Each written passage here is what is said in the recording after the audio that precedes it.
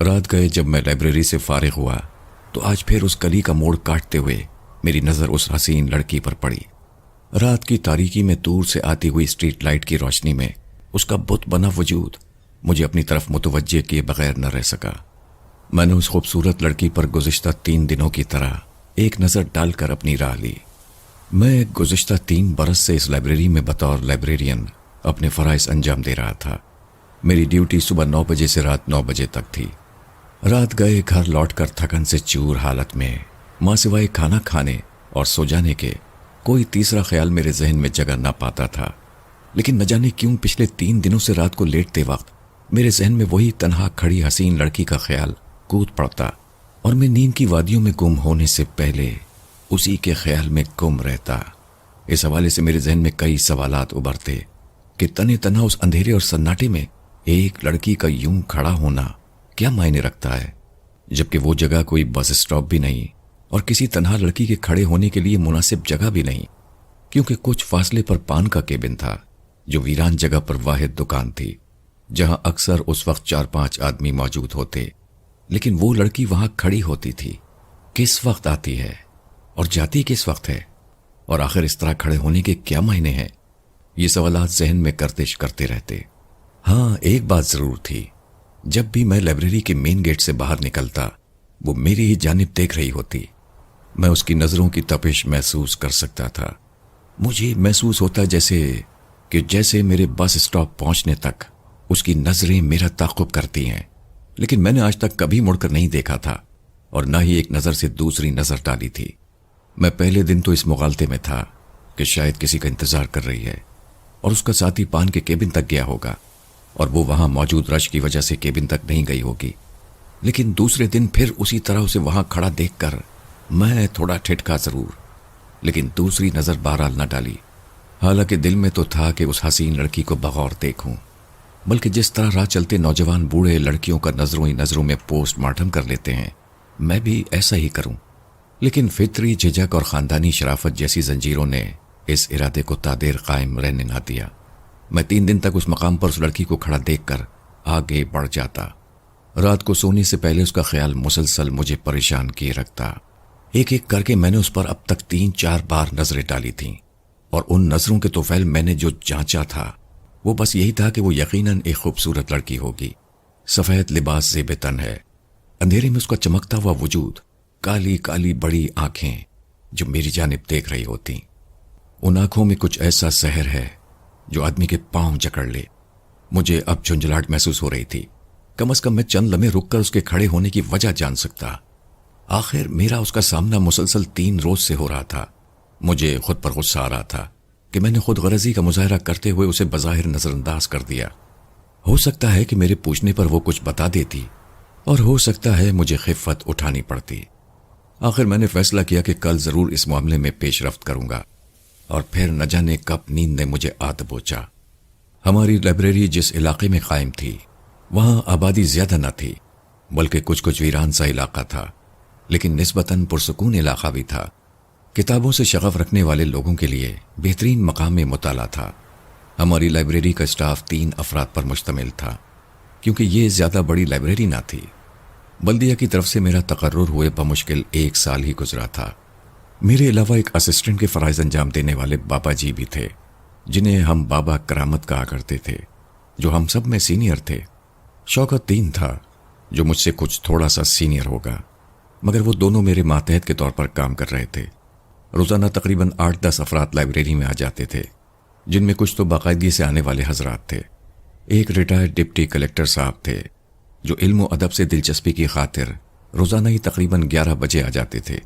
شام تک ان کی واپسی ہوتی تھی۔ ان کے علاوہ طالب علموں کے 2-1 جوڑے بھی آتے تھے۔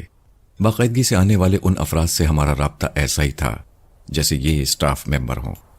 اگلی صبح جب میں لائبریری پہنچا تو ذہن میں یہی بات تھی کہ آج اگر وہ لڑکی وہاں نظر آئی تو ضرور رک کر پوچھوں گا۔ ذہن میں اس خیال نے اتنی جڑ پکڑ لی کہ سارا دن مجھ سے کوئی کام ٹھیک سے نہ ہو سکا۔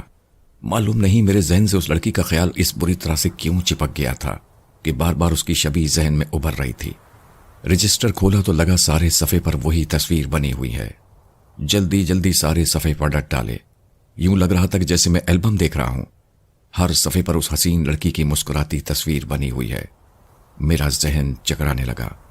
رجسٹر بند کر کے میں سر تھام کر بیٹھ گیا۔ یا خدا، یہ کیا ماجرا ہے؟ بابا کرامت سے پانی طلب کیا تو وہ شاید مجھے گھور رہے تھے۔ مجھے حیرانی سے دیکھتے ہوئے پانی لائے۔ شیشے کے گلاس میں شفاف پانی میری میز پر رکھ کر وہ مڑے تو میں نے چیخ کر بابا کو بلایا۔ دراصل اس پانی میں مجھے وہی چہرہ نظر آ رہا تھا۔ بابا گھبرا گئے۔ جی صاحب، کیا ہوا؟ پانی خراب ہے کیا؟ لائیے دوسرا پانی لا دوں۔ وہ سمجھے کہ شاید پانی میں کچرا دیکھ کر میں چلا پڑا ہوں۔ وہ جلدی سے دوسرا گلاس لینے چلے گئے۔ میری کچھ سمجھ میں نہیں آ رہا تھا کہ وہ لڑکی میرے حواسوں پر کیوں چھائی جا رہی ہے۔ میں کوئی 17-18 سال کا نوجوان بھی نہ تھا کہ ایسا ہوتا، بلکہ میں تو ایک شادی شدہ 30-31 سال کا مرد تھا، اور میری شادی ہوئے بھی 3 سال گزر چکے تھے۔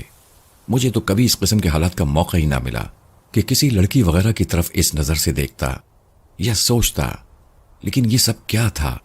میری سمجھ سے بالا تھا۔ سارا دن میرا ذہن معاف رہا، کسی کام پر توجہ نہ دے سکا۔ بس دل چاہ رہا تھا کہ جلدی سے واپسی کا وقت ہو جائے۔ میری کیفیت بالکل ایسی ہو رہی تھی جیسے میں نے اس لڑکی کو وقت دے رکھا ہے اور وہ میرے ہی انتظار میں کھڑی ہے۔ معلوم نہیں میری یہ بے چینی کیسی تھی جو مجھے ہر چیز سے غافل کر رہی تھی۔ میں اپنے ارد گرد سے لا تعلق سا ہو گیا تھا۔ جو ہی کلاک نے 9 بجے کا الارم دیا، میں فوراً جانے کے لیے اٹھ کھڑا ہوا، جبکہ ابھی 1-2 افراد لائبریری میں موجود تھے، اور میری ذمہ داری تھی کہ جب سب لوگ جا چکے تو اپنی نگرانی میں لائبریری بند کراؤں۔ لیکن آج مجھے بہت جلدی تھی۔ میں نے کرامت بابا سے، جو میری آج کی حالت پر حیران و پریشان تھے، کہہ دیا، بابا آپ سب دیکھ بھال کر جائیے گا، مجھے ذرا جلدی ہے۔ وہ بس سر ہلا کر رہ گئے اور میں جلدی سے باہر نکل گیا۔ ہو سکتا ہے پیچھے بابا مزید پریشان ہوئے ہوں اور میری جلد بازی پر متفکر بھی، لیکن مجھے کوئی پرواہ نہ تھی۔ مجھے تو بس ایک انجانی سی کشش کھینچ رہی تھی اور میں دنیا و مافیہ سے بے خبر کھینچا چلا جا رہا تھا۔ رات کے دھندلکے چھا چکے تھے۔ میں تیز تیز قدم اٹھاتا اسی جانب بڑھ رہا تھا جہاں وہ لڑکی کھڑی ہوئی تھی۔ مجھے کوئی احساس نہ تھا کہ میرے آگے پیچھے کون چل رہا ہے، بس اپنی دھن میں میرے قدم بڑھ رہے تھے۔ مجھے محسوس ہو رہا تھا کہ میرے ارد گرد ایک دھواں سا ہے، گہرا غبار چھایا ہوا ہے، اور میں تنے تنہا بڑھتا چلا جا رہا ہوں۔ میرے کانوں میں سائیں سائیں کی آوازیں گونجنے لگیں۔ جو ہی میں اس گلی میں داخل ہوا، مجھے لگا میں کسی اور ہی دنیا میں داخل ہو گیا ہوں۔ اس مسکراتے چہرے نے مجھے یوں خوش آمدید کہا جیسے میں ملکہ کے محل سرا میں داخل ہوا ہوں۔ میں بڑی دیر سے تمہارا انتظار کر رہی تھی۔ یوں لگا جیسے میرے ارد گرد گھنٹیاں سی بج اٹھی ہوں۔ مترنم سا لہجہ جس کے سحر میں میں گم ہو گیا۔ مجھے کچھ یاد نہیں رہا سوائے اس کے کہ وہ حسین دوشیزہ میری منتظر تھی۔ لیکن میں تمہیں نہیں جانتا۔ میرا نام ساحرہ ہے۔ میرا جملہ پورا ہونے سے پہلے ہی وہ سمجھ گئی، اور واقعی وہ ساحرہ تھی، اپنے سحر میں جکڑ لینے والی۔ میں بہت عرصے سے تمہاری منتظر ہوں، اور تم نے کبھی غور نہیں کیا، آج تمہارے آنے سے گویا میری عید ہو گئی۔ یوں لگ رہا تھا جیسے ساری فضا گنگنا رہی ہو، جھوم رہی ہو۔ لیکن یہ بتاؤ تم یہاں، دیکھو کوئی سوال مت کرنا ورنہ میں واپس چلی جاؤں گی اور تمہیں کسی سوال کا جواب نہیں ملے گا۔ اگر جواب چاہتے ہو تو سوال مت کرو، جواب مل ہی جائے گا۔ اگر میں جواب دے دوں گی تو آج ہم آخری بار ہی ملیں گے۔ اس نے میری بات کاٹتے ہوئے یہ فیصلہ سنا دیا۔ مجھے تو اس کے چلے جانے کے نام سے ہی بے چینی ہونے لگی، اور میں نے پھر کوئی سوال نہ کیا اور نہ مجھے کوئی جواب ملا۔ کچھ دیر بعد مجھے اس نے جانے کا فیصلہ سنا دیا اور میں لوٹ آیا اسی بے رنگ دنیا میں جہاں آنے کو میرا دل قطعی نہیں چاہ رہا تھا۔ لیکن اس ساحرہ کا کہنا تھا کہ وہ روزانہ اسی مقام پر اسی وقت ملا کرے گی، مگر کچھ دیر کے لیے، زیادہ دیر نہیں، اور یہ بھی کہ میرا وہاں پہنچنا لازمی ہے۔ میں نے اس کی ہر بات بلا چون و چرا کیے ایسے مان لی جیسے کوئی طالب علم اپنے نہایت محترم استاد کی بات ٹالنے کا حوصلہ نہیں کر سکتا۔ میرے اسٹاپ تک جانے کے دوران یقیناً وہ مجھے گھورتی جا رہی تھی۔ مجھے اس نے منع کر دیا تھا کہ پیچھے نہیں دیکھنا۔ میں اس کی ہدایت پر عمل کرتے ہوئے بس میں سوار ہو گیا۔ گھر آنے کے بعد بھی میری طبیعت اسی کیفیت سے دوچار تھی۔ میں نے کسی سے کوئی بات نہ کی، بس چپ چاپ پڑھ کر سو گیا۔ اور پھر میرا یہ معمول بن گیا، روز لائبریری سے واپسی پر میں اس سے ملاقات کرتا، دیر سے گھر لوٹتا اور پڑھ کر سو جاتا۔ کسی کام میں دل نہ لگتا، طبیعت میں چڑچڑا پن پیدا ہو گیا۔ میں جو ایک خوش اخلاق، مہذب، شائستہ طبیعت کا مالک کہلاتا تھا، میرے اطراف کے لوگوں کے مطابق اب میں ایک بد دماغ، بد اخلاق شخص ہوتا جا رہا تھا۔ میرے گھر والے میرے رویے کی اس تبدیلی پر حیران تھے تو میرے کلیگ پریشان، اور میں سب سے بے خبر اپنی روش پر چل رہا تھا۔ البتہ میں نے محسوس کر لیا تھا کہ اب میری صحت پہلے جیسی نہ رہی تھی، بلکہ گر رہی تھی۔ میں کمزور سے کمزور ہوتا جا رہا تھا۔ میرا صحت مند توانا جسم سوکھ رہا تھا۔ چہرے کی بشاشت کی جگہ پرمزدگی نے لے لی تھی۔ آنکھیں اندر کی طرف دھنستی جا رہی تھیں، لیکن اس کے باوجود میں مطمئن، سرشار اور مسرور تھا، جیسے کوئی نشئی اپنے نشے کی حالت سے مطمئن رہتا ہے اور اس کا جسم اس کا ساتھ چھوڑتا چلا جاتا ہے۔ میں بھی اس نشے کا عادی ہو چلا تھا۔ میرے معمولات میں صرف سونا اور اٹھ کر اسی مقام پر چلے جانا شامل ہو چکا تھا۔ کئی ہفتوں سے میں لائبریری جانا بھی ترک کر چکا تھا۔ میرے ہوش و حواس بس اتنا ہی کام کر رہے تھے کہ میں گھر کا راستہ نہیں بھولا تھا، اور نہ ہی اس جگہ کا جہاں ساحرہ میری منتظر ہوتی تھی۔ باقی کسی بات کا مجھے ہوش نہ تھا۔ یوں لگتا تھا دنیا میں صرف میں ہوں اور ساحرہ، باقی کوئی نہیں۔ میری اس بدلتی طبیعت کے پیش نظر میری بیوی مجھ سے بد دل ہوتی جا رہی تھی۔ وہ بکتی جھکتی رہتی اور میں منہ اوندھائے سویا رہتا یا ساحرہ کے خیالوں میں گم رہتا۔ اب ہماری ملاقات کا دورانیہ بڑھتا جا رہا تھا۔ میرے دن سوتے گزرتا اور رات جاگتے ہوئے۔ گھر والے میری حالت کی وجہ سے تشویش میں مبتلا تھے۔ میری بیوی لڑ جھگڑ کر میکے جا بیٹھی تھی۔ والدین ضعیف تھے۔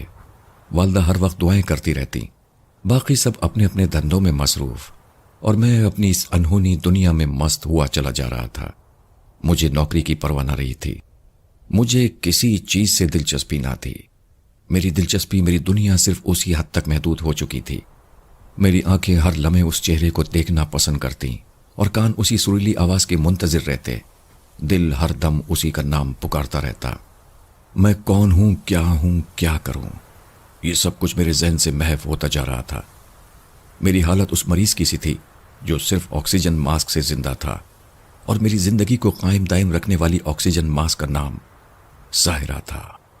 وہ کہاں سے آتی ہے، کہاں چلی جاتی ہے، اور مجھ سے اس کا کیسا رشتہ ہے، یہ سب پوچھنے کہنے کی اس نے پابندی لگا رکھی تھی، اور میں اس تھڑکے کے پیش نظر اس سے کچھ دریافت نہ کرتا کہ کہیں وہ روٹ کر ہمیشہ کے لیے چلی نہ جائے۔ اس کی خواہش تھی کہ جب تک مجھ سے ملو، میری طرف دیکھو، جانے کے بعد مڑ کر نہ دیکھو، اور میں اس کی بات کا ایسے پابند ہو چکا تھا جیسے اگر خلاف ورزی کی تو دھر لیا جاؤں گا۔ نہ جانے میں کب تک اس زہر میں مبتلا رہتا کہ ایک دن میں نے ساحرہ سے ہمیشہ ساتھ رہنے کی بات کی۔ میں چاہتا تھا کہ اب یہ سلسلہ کچھ ایسا ہو کہ میں ہمہ وقت ساحرہ کی غربت میں رہ سکوں، آنے جانے کا سلسلہ نہ رہے، اور نہ مجھے لوگوں کے سوالوں کا سامنا کرنا پڑے۔ کیا ایسا ممکن ہے؟ میں نے استفسار کیا۔ وہ کچھ دیر ٹھہر کر گویا ہوئی۔ ہاں بالکل ایسا ممکن ہے، لیکن کیا؟ میں ہر طرح سے تیار ہوں، جو تم کہو گی وہی کروں گا۔ اس کے ہاں کہنے پر میں سرشار ہو گیا۔ مگر اس کے لیے ایک شرط ہے، وہ بولی۔ کیسی شرط؟ میں نے تعجب سے پوچھا۔ پہلے وعدہ کرو۔ ہاں میں ہر شرط کے لیے تیار ہوں، ہر شرط پوری کروں گا۔ میں نے جھٹ اس کی بات کاٹ کر جواب دیا۔ تو سنو، تمہیں میرے ساتھ چلنا ہوگا، ایک ایسی جگہ جہاں میں تمہیں لے جاؤں گی، اور پھر ہم کبھی واپس نہیں آئیں گے۔ تمہیں یہ سب کچھ چھوڑنا ہوگا۔ کیا چل سکو گے؟ اس نے بڑی ادا سے پوچھا۔ میں کچھ دیر سوچ میں پڑ گیا تو وہ پھر گویا ہوئی۔ میں تم سے کوئی زبردستی نہیں کروں گی، تمہاری اپنی مرضی ہے، اگر چاہتے ہو تو کل جواب دے دینا۔ میری سوچنے سمجھنے کی صلاحیت تو موقوف ہو ہی چکی تھی۔ بھلا میں کیا سوچ بچار کرتا، لیکن پھر بھی اس لمحے مجھے کچھ سوچنا تھا۔ ان عارضی پناہوں سے دائمی پناہ گاہ کی طرف جانا تھا۔ اس رات میں جلد آ گیا تھا، اپنے کمرے میں لیٹا اپنے بارے میں سوچ رہا تھا، لیکن مجھے لگا جیسے ساحرہ میرے ارد گرد ہی ہے اور میری اس کیفیت پر فاخرانہ مسکرا رہی ہے، جیسے کہہ رہی ہو بس سوچ میں پڑ گئے، کیا میرے بغیر رہ سکو گے؟ پھر مجھے نیند نے آ لیا۔ صبح میں نے فیصلہ کر لیا تھا کہ آج ساحرہ کے ساتھ چلا جاؤں گا، اور شاید مجھے ایسا ہی کرنا تھا۔ قوت فیصلہ بھی تو اسی کے تسلط میں تھا۔ میں آخری بار صرف والدین سے ملنا چاہ رہا تھا کہ انہیں کچھ بتاؤں گا نہیں، صرف مل لوں گا۔ ویسے بھی وہ سب مجھے نیم پاگل تصور کر چکے تھے۔ میں والدہ کے کمرے میں داخل ہوا تو وہ اس وقت مصلے پر بیٹھی تھیں۔ آج کئی ہفتوں کے بعد میں نے اپنے کمرے کے علاوہ گھر کے دوسرے کمرے یا حصے میں قدم رکھا تھا۔ مجھے ایک عجیب سی بو کا احساس ہوا۔ میں نے ادھر ادھر جھانکا۔ کچھ غور کرنے کے بعد مجھے احساس ہوا کہ یہ بو میرے اپنے ہی وجود سے آ رہی ہے۔ اطراف کی فضا تو خوشگوار تھی۔ والدہ نے سلام پھیر کر میری طرف دیکھا تو مجھے ان کی آنکھوں میں چمکتے آنسو صاف دکھائی دیے۔ میں کسی بھی جذباتیت کا شکار نہیں ہونا چاہتا تھا، لہٰذا جلدی جلدی انہیں خدا حافظ کہہ کر جانے کے لیے پلٹا، لیکن ان کی آواز نے میرے قدم روک لیے۔ سنو بیٹا، ذرا ادھر آؤ۔ انہوں نے مجھ پر دم کیا اور ایک گلاس پانی پینے کو کہا۔ ساتھ ہی انہوں نے مجھ سے التجا کی، بیٹا میرے ساتھ بیٹھ کر چائے پی لو۔ میں نے سوچا جب آخری بار ملنے آ ہی گیا ہوں تو چلو چائے بھی پی لوں۔ اگرچہ بے دلی طاری تھی، پھر بھی بیٹھ گیا۔ وہ ایک کپ چائے کا مجھے پکڑا کر خود بھی چائے پینے لگی۔ میں نے جلدی جلدی چائے ختم کی۔ مجھے شدید الجھن ہو رہی تھی۔ میرا دم گھٹنے لگا تھا، جیسے میں نے چائے نہیں پی زہر پی لیا ہو۔ مجھے اندر تک ایک تلخ سیال مادہ اترتا محسوس ہو رہا تھا۔ میں جلدی سے اٹھ کھڑا ہوا۔ میرے قدم بھاری ہو رہے تھے۔ میں نے جلدی سے خدا حافظ کہا اور باہر آ گیا۔ سر بہت وزنی محسوس ہو رہا تھا، جیسے کوئی بھاری بوجھ رکھ دیا ہو۔ مجھ میں چلنے کی سکت نہیں تھی، لیکن ساحرہ کی سرگوشی مسلسل میرا پیچھا کر رہی تھی۔ میں تمہاری منتظر ہوں، میں تمہاری منتظر ہوں۔ بس اسی آواز کے سہارے میں نے تھوڑی بہت ہمت کی اور اپنے کمرے میں آ گیا۔ ابھی جانے میں کچھ وقت تھا، سوچا طبیعت بحال کر لوں تاکہ وہاں تک صحیح حالت میں پہنچ جاؤں۔ یہ وقت میں نے کیسے گزارا یہ میں ہی جانتا ہوں۔ میری حالت ایسی تھی جیسے جسم کے دو حصے کیے جا رہے ہوں۔ بہرحال بڑی دقت کے بعد وہ وقت آ پہنچا جب مجھے ساحرہ سے ملنے جانا تھا۔ میں ساحرہ کی آواز کے تعاقب میں وہاں تک پہنچ گیا۔ وہ کتنی خوش ہوئی تھی۔ آج اس کی خوشی دیدنی تھی، جیسے اس کی خواہش غیر متوقع طور پر پوری ہو گئی ہو۔ اس کی بڑی بڑی آنکھوں میں سرخی دوڑ رہی تھی۔ مجھے یقین تھا کہ تم ضرور آؤ گے۔ پھر میں اس کی تقلید میں چلتا ہوا ایک ویرانے میں پہنچ گیا۔ یہ کون سی جگہ ہے؟ آخر ہم یہاں کیوں آئے ہیں؟ یہ تو مجھے قبر... اس نے میری بات مکمل نہ ہونے دی۔ میں نے تم سے پہلے ہی کہا تھا کہ سوال مت کیا کرو۔ ہم یہاں ایک بزرگ سے ملنے آئے ہیں۔ میں دراصل انہی کے پاس رہتی ہوں، لہٰذا میں ان سے تمہیں ملانے لائی ہوں۔ بس تم چپ چاپ اس چبوترے پر بیٹھ جاؤ۔ اس نے ایک چبوترے کی طرف اشارہ کرتے ہوئے کہا۔ میں نے جو ہی اس کے کہنے کے مطابق اپنے قدم چبوترے کی طرف بڑھائے، میرے قدم ڈگمگانے لگے، سر بھاری ہونے لگا۔ مجھے کوئی انجانی قوت پیچھے دھکیل رہی تھی اور میں باوجود کوشش کے اس قوت کا مقابلہ نہیں کر پا رہا تھا۔ میرے دماغ میں جھکڑ چل رہے تھے۔ میں اس کشمکش کا مقابلہ نہ کر سکا اور چبوترے پر بیٹھنے سے قبل ہی زمین پر گر گیا۔ میرے حواس گم ہو گئے اور میں بے ہوش ہو گیا۔ جب مجھے ہوش آیا تو میں اپنی والدہ کے بستر پر لیٹا تھا۔ میرے سرانے میری والدہ، بیوی، والد صاحب اور دیگر گھر والے کھڑے تھے۔ میرے ہوش میں آنے پر ان سب نے شکر ادا کیا۔ میری ماں نے میرا ماتھا چوما۔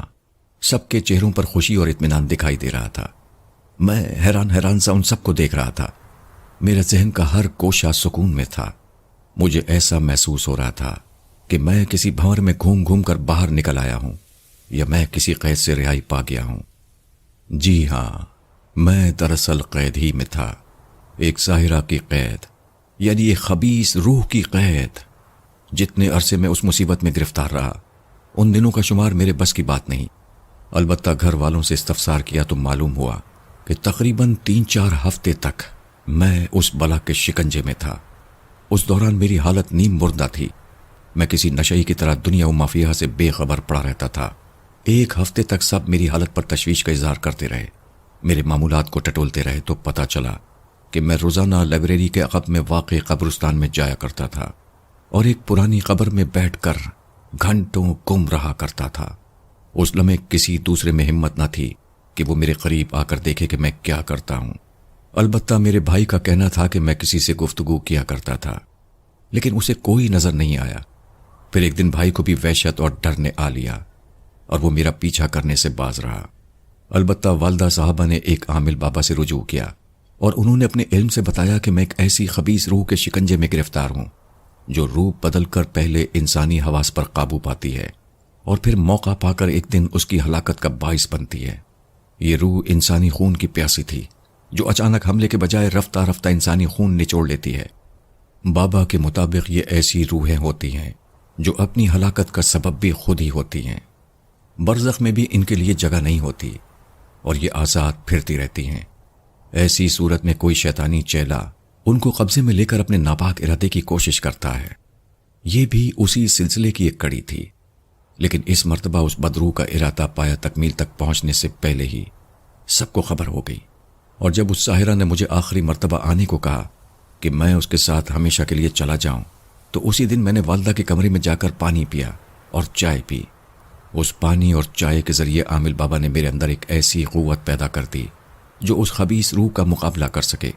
عامل بابا نے بتایا کہ میرے اندر سے جو ناگوار بو اٹھ رہی تھی وہ اسی خبیث روح کی عطا کردہ تھی، اور پھر جب اس کا توڑ ہوا تو میں چکرا گیا۔ نیکی و بدی کی جنگ میرے وجود کے اندر لڑی جا رہی تھی اور میں بے خبر تھا۔ دراصل میں میدان جنگ میں تھا اور اس میدان میں نیکی کی فتح ہوئی اور بدی ہار گئی۔ اگر میں اس چبوترے پر جو میری موت کا چبوترا تھا بیٹھ جاتا تو شاید آج یہ کہانی آپ تک نہ پہنچ پاتی، لیکن میں اس وحشتناک موت کے منہ سے بفضل خدا تعالی بچ نکلا، اور خدا نے مجھے اس ساحرہ کی سحربانی اور سحر انگیزی سے نجات دلائی۔ اب میں خود کو بالکل پرسکون اور مطمئن محسوس کرتا ہوں۔ البتہ نماز کی پابندی کو میں نے اپنا معمول بنا لیا ہے۔ لائبریری جانا پھر سے شروع کر دیا ہے۔ ایک دن میں نے کرامت بابا سے پانی طلب کیا تو بابا نے گلاس دیتے ہوئے مسکرا کر کہا، صاحب غور سے دیکھیے، کہیں پانی میں کوئی تصویر تو نظر نہیں آ رہی؟ میں نے گھبرا کر غور سے دیکھا اور مسکرا دیا۔ اب تو بھرے مجمع میں بھی کسی خوبصورت لڑکی کی طرف آنکھ اٹھا کر بھی نہیں دیکھتا ہوں، اور کسی اکیلی لڑکی کو تو بس اسٹاپ پر کسی موڑ پر اکیلے کھڑی دیکھ کر ہی الٹے پاؤں لوٹ جاتا ہوں۔